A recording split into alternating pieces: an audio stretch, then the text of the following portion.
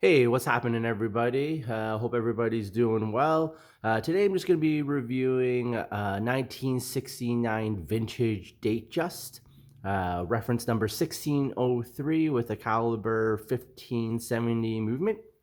All right, let's get into it. So I inherited this watch actually from my uncle. Probably had this for about five to 6 years now. It's a nice watch. I'm more into modern stuff, but obviously this has sentimental value for me.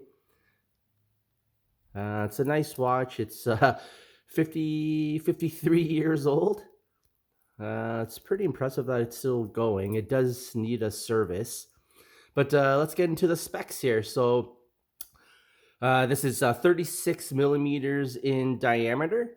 It's 11.7 millimeters in thickness, and the lug to lug is 43 millimeters.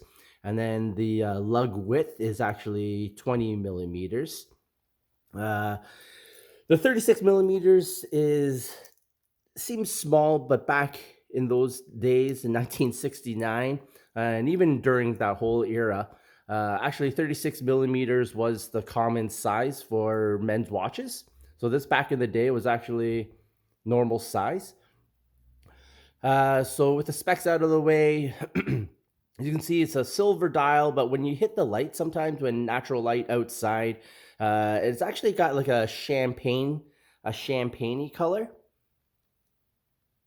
And the bezel these days for Rolexes is fluted bezel, but this is actually called engine turn bezel, which another name for it is guilloche bezel, which is basically just etching out the bezel and making this design. So the 1570, excuse me, the Rolex 1570 caliber is actually the first series of Rolex's in-house movements. So that's actually pretty cool in my opinion. It's got 48 hours of power reserve. It's running at 19,800 vibrations per hour. And yeah, it's a nice little watch. Unfortunately, with this movement, it actually doesn't have hacking seconds or a quick set datejust.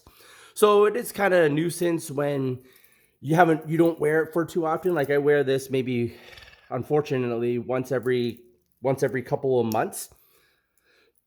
So setting the date can be definitely a chore because you have to go through every single hour to change the date. But when it gets to midnight, the date switches over really fast, which is actually really snappy and pretty good.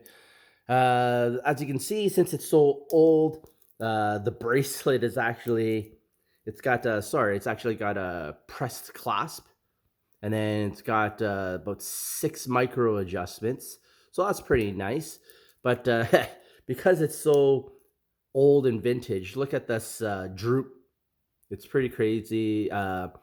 It's stretched out quite a bit. I actually brought this in to see how much it would cost to get serviced, and yeah, it was not cheap, that's for sure. But I asked about if they could fix the I guess the stretching of the bracelet, but they said that they couldn't do it. They could actually would have to just get a new bracelet, but I'm very close to just buying a nice leather strap for this.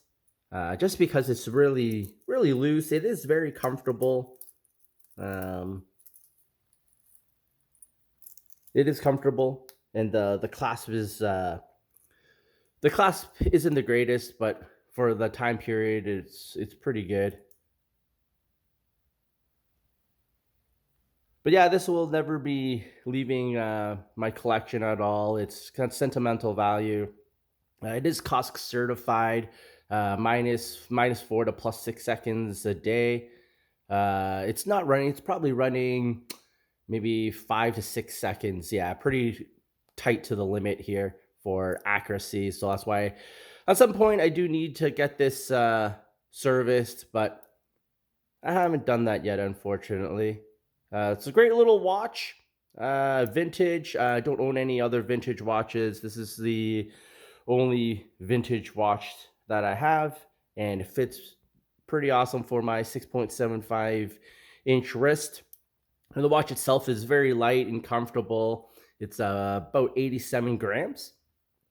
But yeah, this is my inherited Rolex Datejust 1969 model 1603 and caliber 1570. All right, hope you enjoyed the video and enjoy the little things in life. Life's too short. Have fun, buy what you want, and just do what makes you happy. Cheers. Have a good one.